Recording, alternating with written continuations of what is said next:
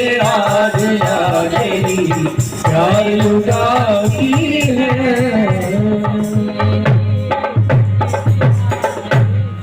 आप देख रहे हैं चैनल चंद परदेसी और मैं हूं आपका होस्ट चंद्र नागपाल। जैसा कि आप देख रहे हैं हमारे चैनल में यात्रा प्रोग्राम के अधीन आज हम लेके आए हैं एक बहुत ही प्राचीन मंदिर जो माता अंबिका के नाम से फेमस है और उसके साथ ही है डेरा बाबा मंगलनाथ जी का डेरा जो कि बहुत ही प्राचीन समय से यहाँ उपस्थित है। खरड़ में हम स्थित हैं और ये खरड़ से लांडरा की तरफ रोड जा रहा है उसी रोड पे ये स्थित है। सो आओ दिखाते हैं ये मंदिर और मिलाते हैं यहाँ जो डेरे की गद्दी पे उपस्थित साधु हैं, महात्मा हैं, महंत हैं, उनसे मुलाकात करवाते हैं और दिखाते हैं मंदिर के कुछ दृश्य। चलिए।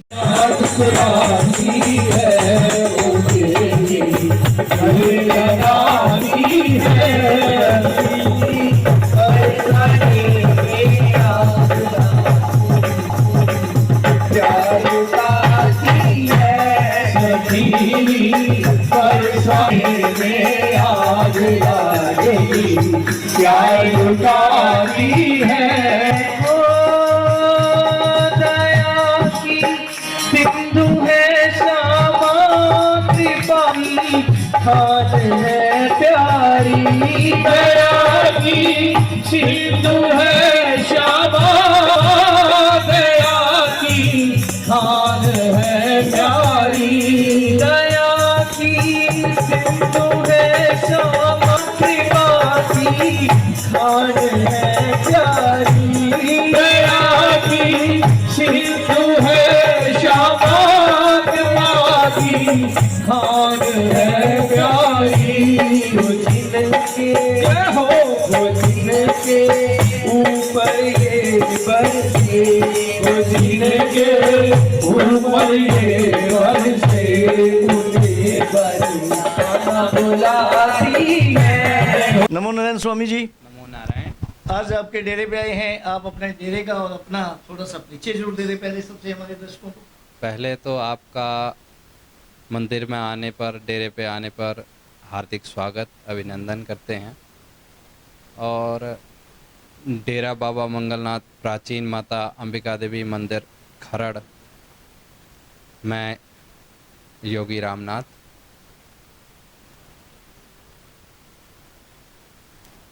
यह एक प्राचीन मंदिर और नाथ संप्रदाय की विशेष गद्दी है। यहाँ पे समय समय पे सिद्ध योगी यहाँ पे अपनी अपनी सेवाएं देते रहें। बाबा गणेशनाथ जी, बाबा मागीनाथ जी, बाबा मंगलनाथ जी, बाबा जमुनानाथ जी, बाबा इतवारनाथ जी और भी बहुत सारे साधु यहाँ पे समाधि में लीन हैं। और माता रानी और बाबा मंगलनाथ जी की ऐसी कृपा है कि जो भी यहाँ पे आता है उसकी मनोकामनाएं पूर्ण होती हैं।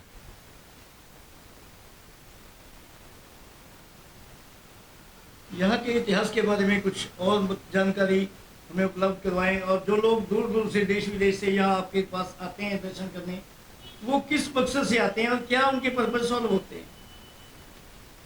देखिए, ये एक प्राचीन मंदिर है। यहाँ पे जो भी अपनी श्रद्धा लेके आता है या जो भी सुखना करता है, चाहे बाबा मंगलनाथ जी की समाधि पे हो, चाहे माता अंबिका देवी जी के मंदिर में हो, जो भी आता है उसकी मनोकामनाएं पूर्ण होती हैं। और उसके बाद वो बताते हैं कि भाई हमारी ये मनोकामना है। और जो भी वो सुखना करते हैं, कोई भी मनोकामना हम मांगते हैं तो उसके लिए सुखना, चाहे पतासे के रूप में, चाहे चुनरी के रूप में, चाहे नारियल के रूप में, हम अपनी श्रद्धा सुमन जो भी अर्पित करते हैं या जो भी बोलते हैं वो चढ़ाते हैं। यहाँ पे बहुत सारे लोग यहाँ पे आते हैं, जैसे माई हो जाती है, कुछ भी हो जाती है, जैसे कई बीमारियाँ जो बाहर ठीक नहीं होती, वो यहाँ पे भगवान गोरक्षनाथ जी के धोने की विभूति से जो भी यहाँ पे साधु होते हैं वो झाड़ा करते हैं, झाड़ा फांडा बोलते हैं हमारे यहाँ, तो उसको करते हैं तो 5 या 6 दिन में ठीक हो जाते हैं।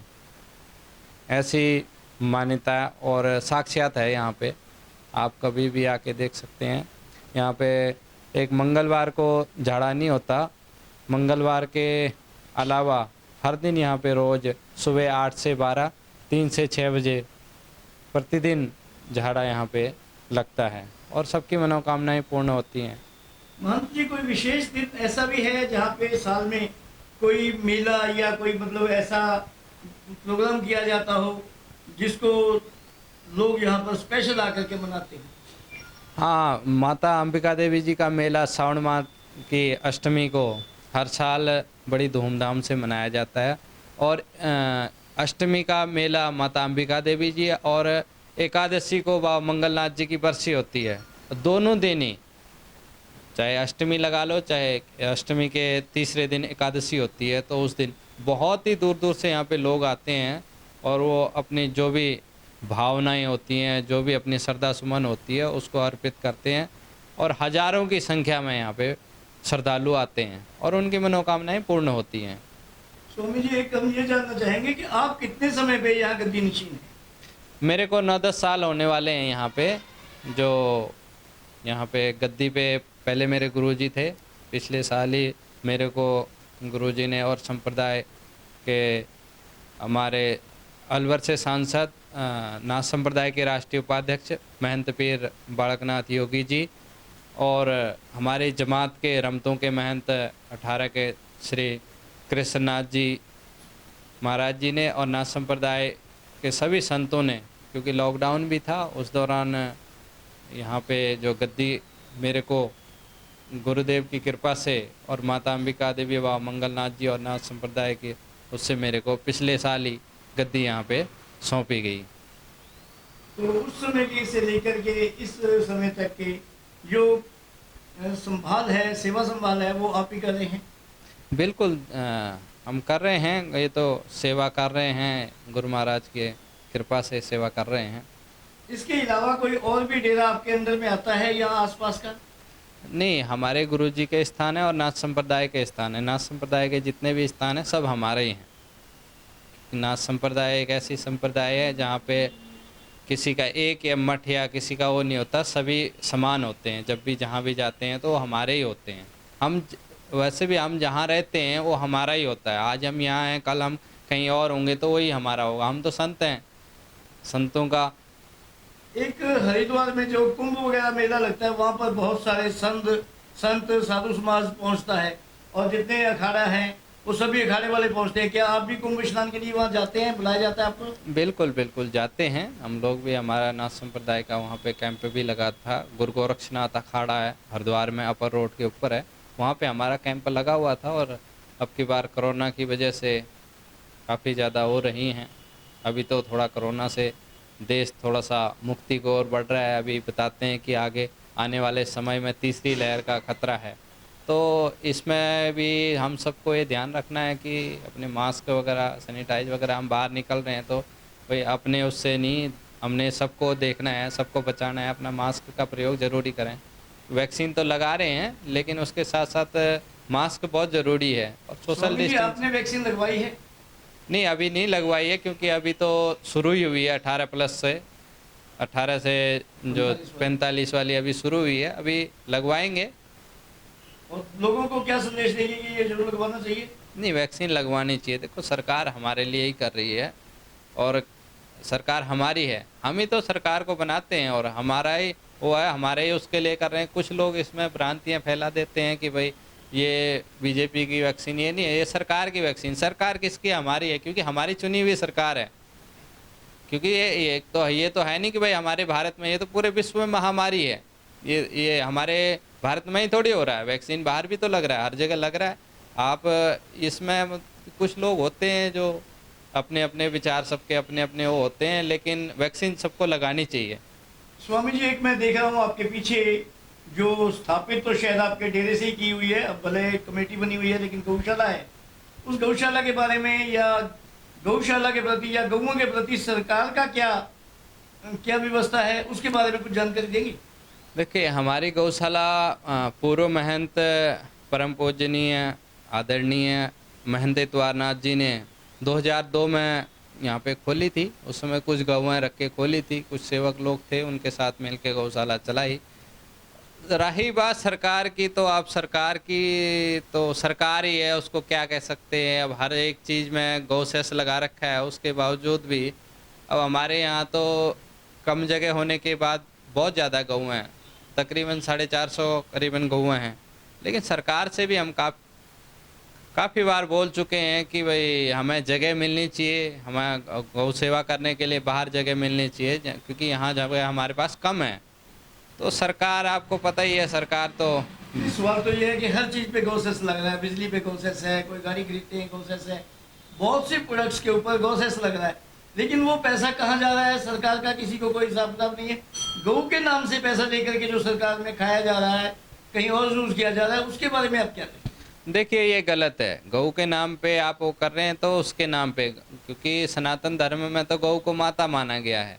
अगर आप माता के किसी के ऐसे उसमें दुरुपयोग कर रहे हैं तो गलत है। आपको गौशालाओं को देखना चाहिए, क्योंकि एक गौ माता है और वो भी है, और गौशालाएं में तो हैं ही हैं, जितनी गौएँ भी हैं, चलो वो लोग कर रहे हैं, किसी न किसी प्रकार से व्यवस्थाएं कर रहे हैं। और जो बाहर रोड में हैं उसकी व्यवस्था भी होनी चाहिए। सरकार को एक ऐसी जगह नियुक्त करनी चाहिए हर ज़िले में, हर उसमें, कि एक जगह हो करके जिसमें सम्मानीय एसडीएम या डीसी साहब की एक देख रेख में हो, कि जिससे मतलब होता क्या है कि एक बार कोई चीज़ भी खोल दी जाती है, लेकिन उसके बाद जो है कोई उसमें गौर करने वाला नहीं होते, लोग अपनी मनमानी करते हैं। तो इस करके एक प्रशासन का जिम्मेवार व्यक्ति अगर उसमें होगा तो ऐसी कोई चीज़ें नहीं होंगी। जैसे गायों के नाम पे हर एक चीज़ में आप अगर टैक्स ले रहे हो तो उसको लगाओ, दिक्कत कहाँ आ रही है? किसी चीज़ की कोई कमी तो है नहीं। अगर है तो उससे सारे लोग मिलके चंदा देते हैं, सब वो करते हैं, उससे ये सब काम है रल मिल के, सभी साथ आके, सभी के सहयोग से होने वाले कार्य हैं। शायद हमारे ख्याल से अगर देखा जाए तो हर डिस्ट्रिक्ट में साल भर में करोड़ों रुपए गौसेस से इकट्ठा होता है, और वो पैसा अगर गौशाला में लगाया जाए तो इतनी ज़्यादा गौशाला तो शहर में नहीं है, तो अगर गौशाला को हेल्प मिले और पर हेड गौ के हिसाब से पैसा मिले, कुछ ना कुछ सहयोग मिले, तो जितनी गौएँ सड़क पे आवारा घूम रही हैं, मेरे ख्याल से वो खत्म हो जाएंगी। देखो, यही बात मैं पहले भी बोल रहा हूँ कि जो गौशालाएं में हैं वो तो किसी न प्रकार से कर रहे हैं, चंदे के माध्यम से कर रहे हैं और इधर उधर से कर रहे हैं, लेकिन जो रोड में घूम रही है, जिसको कोई पूछता नहीं है, अब किसी के खेत में जाती है, किसी कहीं जाती है, तो हर एक कोई क्या है, उसको कोई डंडा मारेगा, कोई पत्थर मारेगा, कोई कुछ मारेगा। देखो, गौ माता जो है बेजबान है, उसके पास जबान तो है नहीं। अब वो ये तो बताएगी नहीं भाई मुझे अभी ये खाना है, ये खाना है, उसको तो जो मिलेगा वो उसने ग्रहण कर लेना। लेकिन ये सब सरकार को और लोगों को भी सोचना चाहिए। सरकार को ऐसी जगह हर ज़िले में बना देनी चाहिए, 2, 4, 5 किले, जो कि गऊ की है ज़मीन। गौचरांद पहले बोलते थे, गौचरांद, वो आज भी हर ज़िले में, हर गांव में, हर जगह है वो। लेकिन सरकार क्या है कि सरकार का कोई गौर करने वाला नहीं, करने वाला है तो वहाँ पॉलिटिक्स हावी हो जाती है, कुछ नहीं हो सकता। सरकार को इसमें विशेष तौर पे डीसी या एसडीएम साहब को नियुक्त करके उनको इसके लिए जिम्मेवार व्यक्ति हैं, और इसमें बहुत अच्छा रहेगा कि अगर वो आएंगे तो लोग भी उसमें अच्छे जुड़ के बहुत ज़्यादा आगे बढ़ने का काम कराएंगे, और गौएँ जो बाहर घूम रही हैं वो बाहर नहीं घूमेंगी।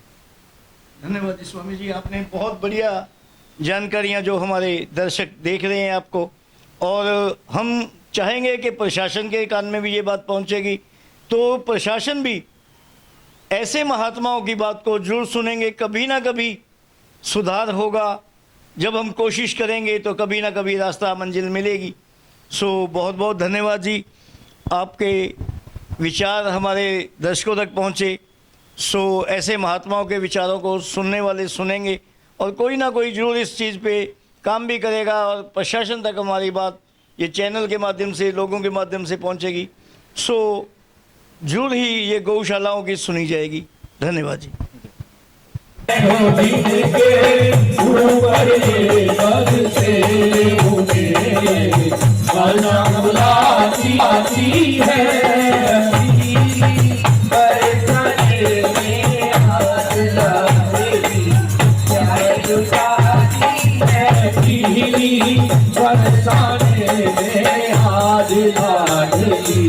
प्यारे लुटाई श्यामा कहाँ औकात है मेरी, कहाँ मेरी लाडली श्यामा